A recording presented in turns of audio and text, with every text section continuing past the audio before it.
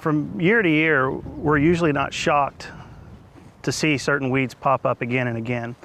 But I think every spring, most producers, cattle producers, can walk out into their pastures and they get this warm, fuzzy feeling when they look out across the field and they see everything that's green.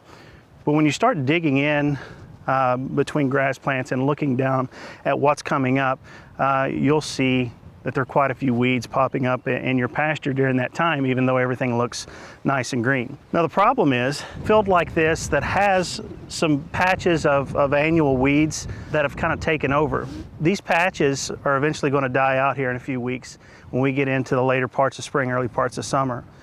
And that's great. But the problem is they're going to be replaced with another broadleaf weed more than likely, or even a weedy grass. And so there's several options here. One, you can do absolutely nothing. And in that case, we let nature take its course. And what we find ourselves doing is coming back with a mower a few weeks later and trying to get control of weeds or suppress weeds that way.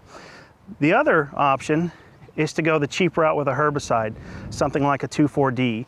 And you go in and spray that into a field and we burn down the weeds. But the thing is, we just open up that soil to allow other broadleaf weeds to come into our pasture.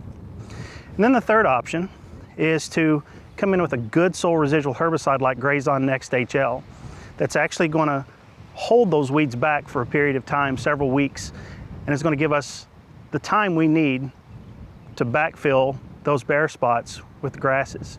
Add a little soil fertility on it, and we just make things happen that much faster.